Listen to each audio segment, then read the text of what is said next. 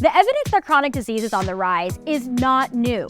Chronic diseases like heart disease, depression, and diabetes are all trending upward.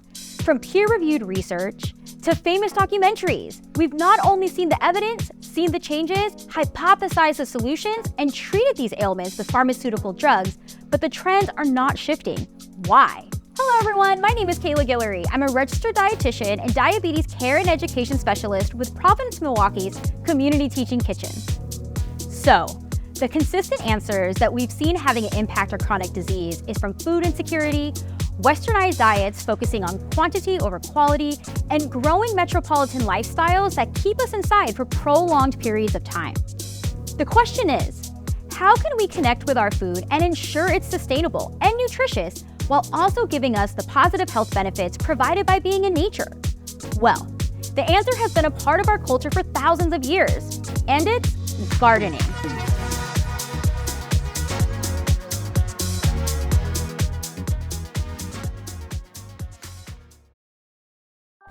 Let me start by backing up some of these claims. So, what is food insecurity? The USDA defines food insecurity as a lack of consistent access to enough food for a person in a household to live an active, healthy life. Two major ways that food insecurity can be measured is by financial stability and geographical location. It's a real issue that access to healthy food can fall on the inability to pay for that quality. You shouldn't have to sacrifice your own well-being because the cost of nutritious foods will put your bank account in the red.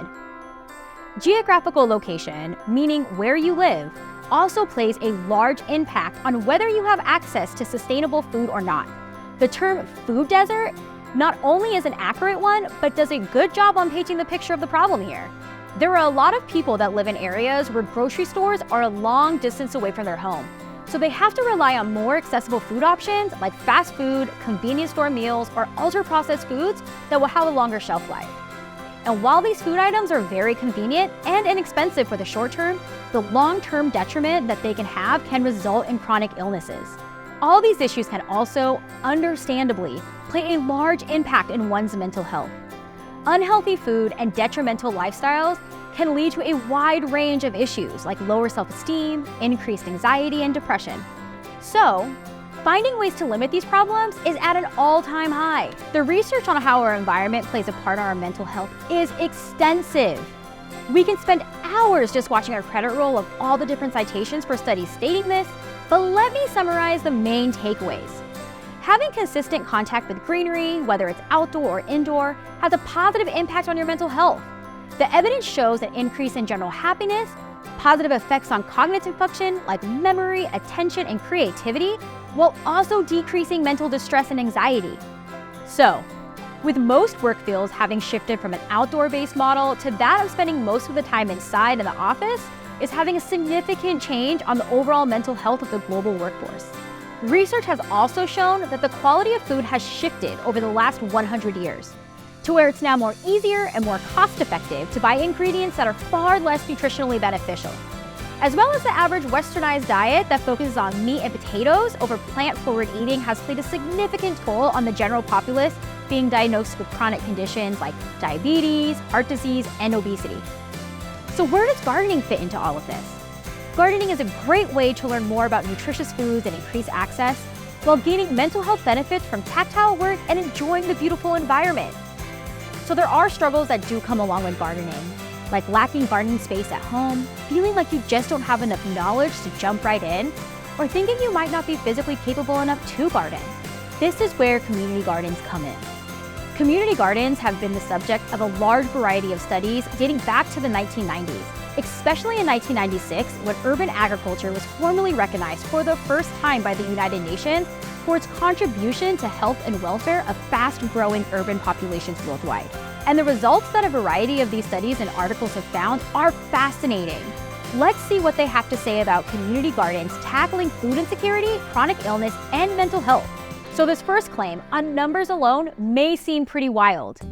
From the Oregon Health and Science University, with financial support of the National Institute of Child Health and Human Development, came a study looking at how families impacted by food insecurity in rural parts of Oregon can benefit from community gardens. The study looked at 40 different families from 2009 to 2010, And from this study, I found two significant findings. Of the 40 families, 31% worried about food security. These families met monthly to learn about different aspects of gardening, from choosing plants to composting, all while providing project materials like seeds for them to use in the garden. After the study concluded, they found that their participants' food security concerns went from 31% to only 3.1%. This is lowering food security concerns by up to 90%. And by simply following the thread from how community gardens put more nutritious foods into your tummy, the research on how eating healthy can help fight chronic diseases picks up the rest of that story. Studies and research have shown time and time again that eating nutritious foods and getting a good amount of exercise can do wonders on a person's ability to prevent chronic illness, and gardening just so happens to be able to give you both nutritious food and a good amount of exercise. The last point that we have to talk about is its effect on mental health. As we've talked about earlier, there is a lot of evidence to support that being around nature can boost one's mood, but did you know that involving gardening into treating mental and physical ailments isn't even a new one? Garden therapy has been used since the 1930s and evolved from horticultural occupational therapy. So yes, gardening and using resources like community gardens can be extremely beneficial on the different aspects of one's personal health. But let's dive in even deeper. It's fine to quote stats and studies, but having the ability to see change happening visually right in front of you can really get the dreams going. Let's look at a real-world example of a community garden doing work for its community. In 2012, at the Providence Milwaukie Hospital in Oregon, 3 caregivers by the name of Carrie Keichel, Tina Seeley, and Carmen Jacobson came up with the concept of taking unused land on the Providence Milwaukie Hospital campus and turning it into a community garden. They successfully optioned this idea with the hospital and brought on nurse Beth Watts, who got to work on building the Garden of Giving. They built garden beds and organized volunteer work parties to provide fresh food for their community over the next 10 years. Then, unfortunately, when COVID-19 hit, Beth and the rest of the team behind the garden had to refocus their needs to best suit their community. So they turned the responsibilities over to Providence Milwaukie Hospital's Community Teaching Kitchen. From there, the Teaching Kitchen team was able to get the garden grant funded, but they knew they wouldn't be able to manage the garden alone, and they needed to partner with experts in the world of participant-driven gardening programming. This allowed them to team up with Growing Gardens, a nonprofit focused on teaching the benefits of gardening to local communities around Portland, Oregon. Their talents in gardening, maintenance, and urban planning were vital to ensuring the success of the transition and leadership. The Community Teaching Kitchen and Growing Gardens even got to hire a dedicated staff to be able to tend to the garden regularly and keep it producing all year round. From there, they got to work replacing and restructuring the layout of the garden to fit more beds, including raised beds, to allow for the garden to be wheelchair accessible. They started teaching community classes in both English and Spanish about the importance and impact of gardening and started throwing events to bring the whole community together. But let's talk to Roma, the gardening coordinator between the Teaching Kitchen and Growing Gardens, about the work and change she has seen in her time at the Garden of Giving. Okay, my name is Romanet Leiva, but I prefer Roma, like the tomato, because it's easier. Yeah. And my job position is to be in the garden coordinator in partnership between Providence and Growing Garden. So the first idea of the garden is that it's a garden accessible for everybody. So yeah, the first main goal to change all the boxes, and yeah, the 580 boxes. How many garden birds? Before that I came, we had probably between 37, and now we have a total of 44 boxes and a small garden like for a demonstration that you can do at your house. I think the main goal for the garden is to have a place for the community. Everything, like I think that the main goal, and then for me is production and accessibility and order and variety. Here is a place for the community that is the more important things, I think so. Yeah, I see people all the time, and that makes me so happy because I always come to a garden. I came almost every day here, and I saw people, for example, most people, caregivers, taking their lunch here or taking a nap on the grass or doing yoga, playing some music, some neighbors walking around with their kids, with their dogs, and yeah, and I always receive a lot of good feedback, and I talk with them and they are like, please do this like always because they need this, no? I completely understand, like, we are in a city. Yeah, and yes, it's a green city, but most people after pandemic stay at their house, And having a place like this, beautiful, like full of flowers, full of veggies, full of love, I understand that people want more places like this. I receive a lot of feedback for the last year for the people who take the gardening classes or the culinary classes that they told me that they are very happy because they didn't have community before, because the culinary classes and gardening classes are for the Hispanic community. And again, that is another very satisfactory thing for my job, because when I came to this country, I didn't have community. I didn't have any place to go to talk my first language. And I received that comment for all the community, like it's a safe place where they can be themselves with their culture, talking their first language. Yeah, my main focus is to teach how to grow your veggies in a permaculture way, like where everything works. You can experiment that you think can work. And I've been creating the topics based of what the community wants, what the community asks me.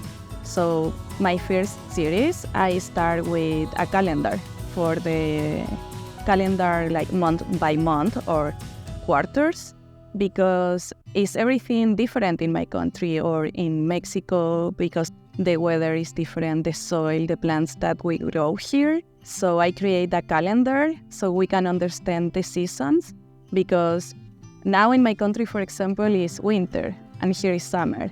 So we have to learn that again, like kids. This is a place where you can learn constantly.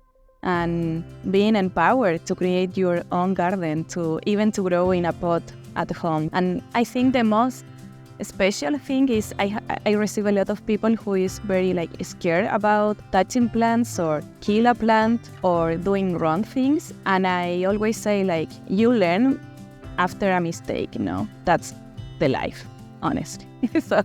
And in a garden, it's the same. And kill a plant, you're going to learn from that. It's not the end of the world. You're going to learn. I have more seeds, we're going to grow more. It's not a problem. It's like a laboratory for the community. You're going to make mistakes. You're going to see the flowers from your seed, the fruits from your seeds. You're going to learn about construction, how can you prepare the garden at home, and everything. So, and I'm very close with the community, with the Hispanic community. I can say they are my family, they are my friends. So we text constantly about plants, about everything, honestly. So yeah, I can see that they are better. And they told me that they, for example, with the culinary classes, that they came to take the culinary classes because they had pre-diabetes. And now they don't have that, just after 6 months, because they changed the way that they eat, or using more plants, using new ingredients. Yeah, also another main goal for the garden is to do RX garden, like a garden prescription.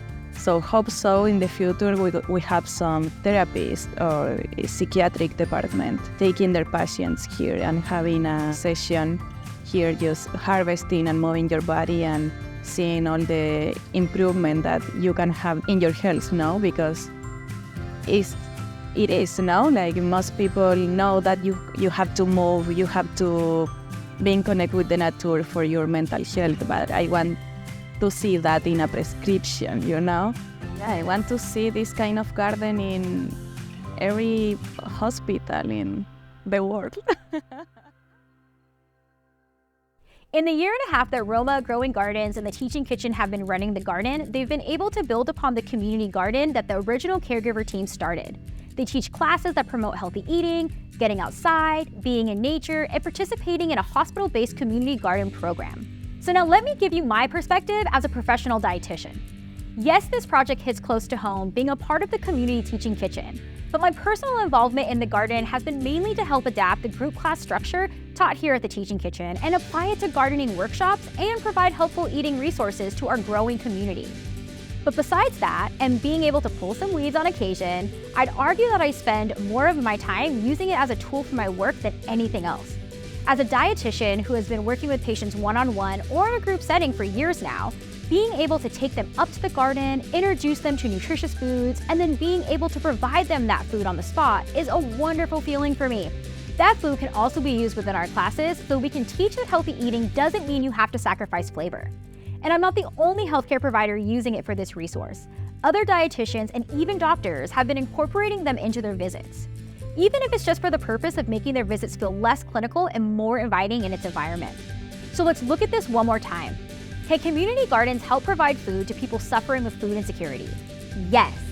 Can gardening be used as a tool to learn about your food and sustainability while providing the therapeutical benefits of being in nature and interacting with plants? Yes. And lastly, can these things be huge contributors to decreasing chronic disease while allowing medical providers to take their work to the next level with their patients? Yes.